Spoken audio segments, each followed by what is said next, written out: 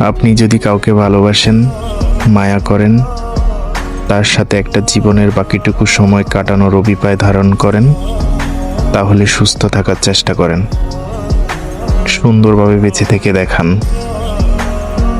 কারণ জীবন একটাই। এমন অভ্যাসগুলো ছাড়েন যেগুলো শরীরকে ধীরে ধীরে মেরে ফেলে। এমন সঙ্গ ছাড়েন যারা মন আর মননকে ধীরে ধীরে অসুস্থ চিন্তা আর কাজে অভ্যস্ত করায়।